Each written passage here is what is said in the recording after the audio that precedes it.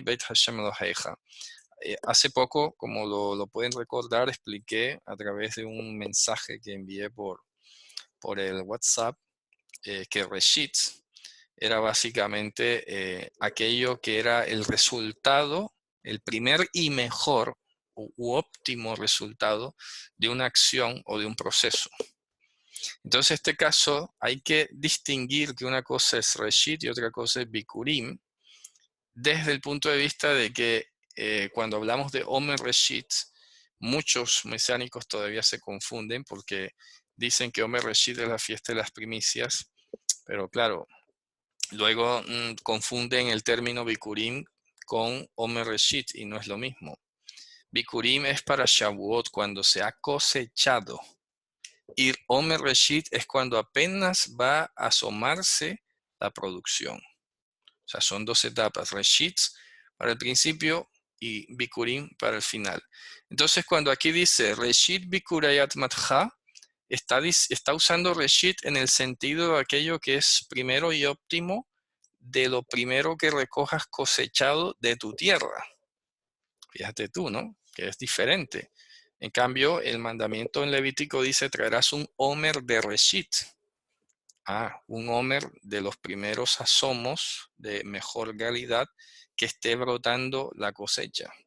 Porque la dinámica básica es que al llevar esos primeros brotes, asomos de las plantas al templo, Hashem garantizaba que el resto de la cosecha estuviese homogeneizada, estuviese hecha igual, y es allí al cabo de los 50 días cuando al cegar la tierra ibas a cosechar los bikurim, ¿de acuerdo? Que son los primeros frutos de la siega, eso se llama bikurim, y por eso es diferente de Reshit.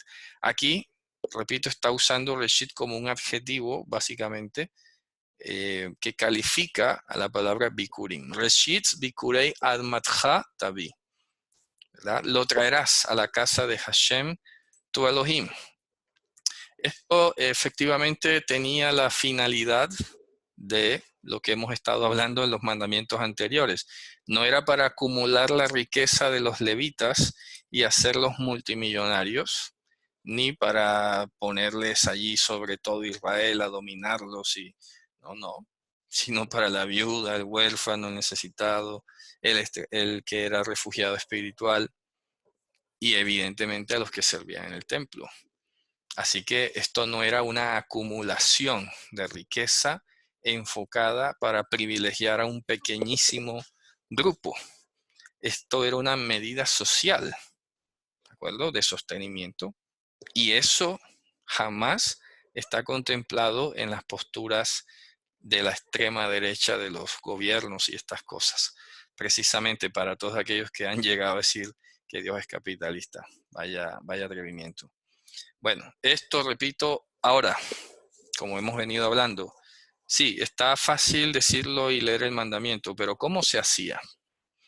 Porque efectivamente un hermano me preguntaba hace poco y aquellos que no tenían cultivos y aquellos que de repente realizaban otras actividades.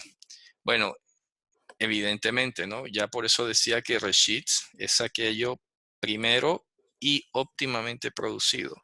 Pero no podemos perder de vista jamás lo que dije hace un momento. Israel fue parcelado y todas las tribus tenían tierra y todas debían producir, todas las familias debían tener su huerto, tenían su cosecha, así sea mínima.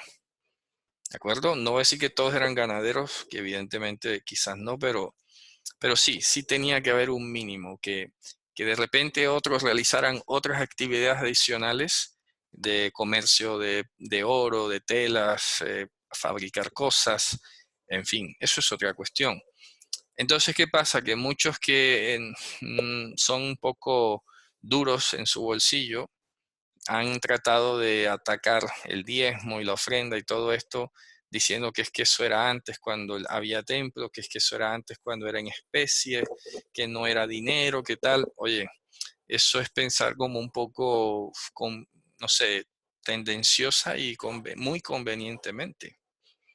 Porque lo estamos diciendo, estas medidas son de solidaridad y están orientadas a sostener a los que se ocupan de la obra y a todas las demás personas que lo necesiten. Entonces, venir a escaparse con ese razonamiento tan estrecho y tan cómodo, que es que hoy no hay que dar diezmo ni ofrenda o algo, porque es que eso era antes cuando había cosechas y tal. Eso, repito, es infantil, por no decir otra cosa. Ahora, hoy, ¿qué está ocurriendo? Que tampoco es el otro extremo, como han llegado a ser desafortunadamente algunas iglesias cristianas, que entonces le piden el primer sueldo completo a una persona que va a empezar a trabajar.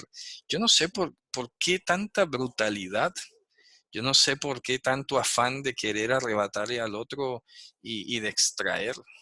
Yo no entiendo, sinceramente, y protesto contra eso, contra las manipulaciones, que justamente manipular es en ese sentido bastante negativo, ¿no? De querer favorecer los intereses egoístas. Porque lo que debemos hacer nosotros es conducir a las personas, orientarlas a que vivan quieta y reposadamente, sin ostentar, sin amor al dinero y estas cosas. Entonces hoy no tenemos cultivos, hoy no tenemos ganados, no tenemos tierra, no tenemos muchísimas cosas. El mundo ha cambiado y tenemos simplemente nuestros trabajos, porque así lo han dispuesto los criminales en la historia, básicamente. ¿Y qué hacer entonces? Este mandamiento pudiéramos decir en primer lugar, pues que sí, está sujeto a la existencia de la tierra y a la existencia, porque aquí dice las primicias de tu tierra. Entonces, si no tienes tierra, pues ¿cómo lo vas a cumplir? Ahora, ya lo del diezmo es distinto, porque el diezmo y las ofrendas no están sujetos estrictamente a este mandamiento de tu tierra, sino, como dijo el patriarca Jacob, de todo lo que tú me dieres, yo te daré el diezmo de todo. Ah, bueno, perfecto. Y a veces a uno le pueden hacer una donación, un regalo, eh, cayó algo, te encontraste algo, de eso, de eso se va a donar el 10%, sin ningún tipo de preocupación. Jacob, de hecho, lo hizo y no se preocupó por eso, ¿no? Porque, a ver, cuando tú no esperas nada o digamos, no tienes vislumbrado algo y te llega, pues, ¿cómo es que no vas a ser capaz de dar un 10% de eso? ¿Me explico? Entonces, son dos temas diferentes. Con esto lo que quiero aclarar concretamente es que es un abuso, sobre todo se ve en la cristiandad, ¿no? Espero que en el mundo mesiánico no ocurra, pero sí que es un abuso llegar a tratar de despojar a las personas de su primer sueldo o de su primer eh, producción de una empresa. Supongamos que yo pongo una microempresa y genero mi primera utilidad. Eso es un abuso y es una manipulación tan terrible pretender arrebatarle ese primer producido en nombre de la primicia. Eso lo he visto mucho y la verdad es que no se puede equiparar. Que alguien lo quiera hacer voluntariamente, eso es otra cosa. Y tampoco hay que prometerle nada a cambio, porque aquí Dios no está prometiendo nada, es que eso es un deber social, es una medida social, de responsabilidad social.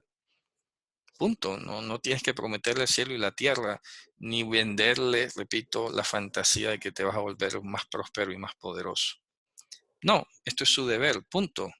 Ahora, hoy sería difícil, supongamos, yo entro a trabajar. Bueno, ¿cuál es mi primer y mejor producto que sale de mi trabajo?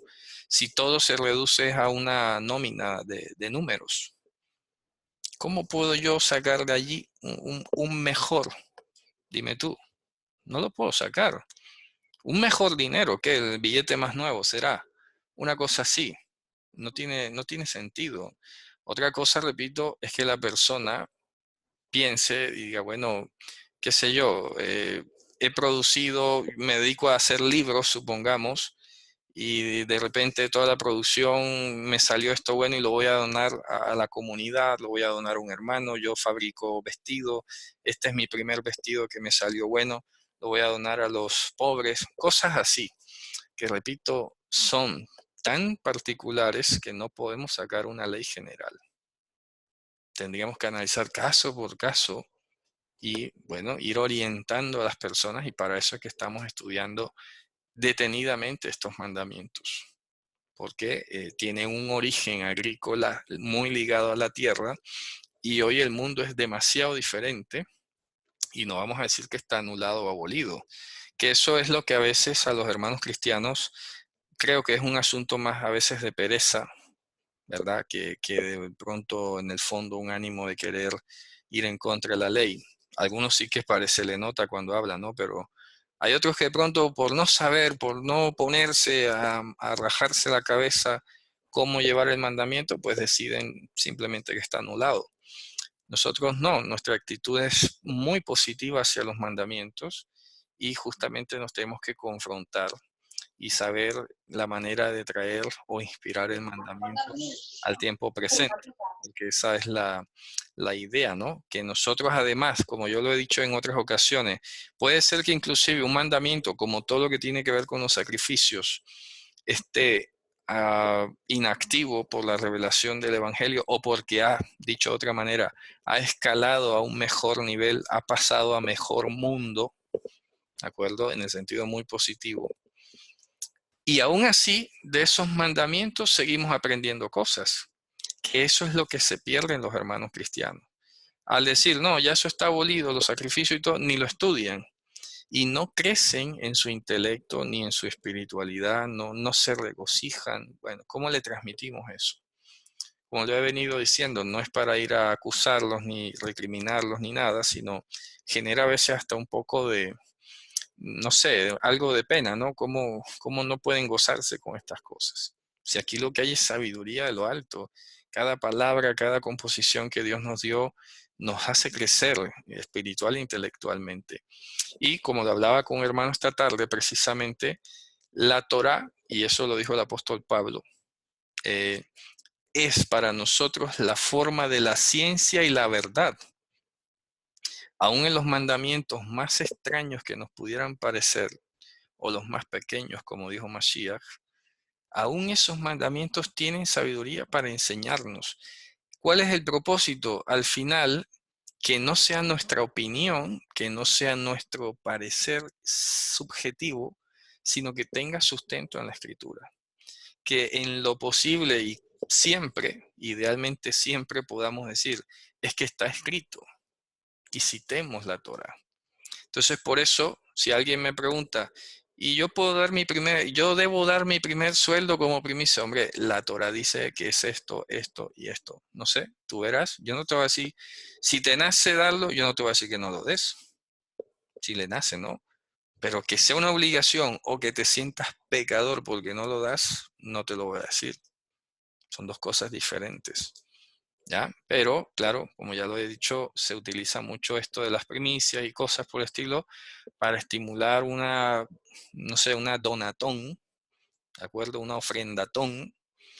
Y a últimas, el objetivo de este mandamiento no se cumple, que eso es lo que más indigna. Porque, vale, supongamos que lo lleven a ese punto y se utilice para lo que dice, está bien, bueno, está bien, ¿qué vamos a hacer? Se está ayudando a la gente. Resulta que no. Hace una ofrendatón de primicias y todo, y resulta que es para poner las columnas de mármol, para comprar un piano de más marca, del capitalismo justamente, cosas de lujo, cosas suntuosas, y resulta que la gente sigue en las mismas.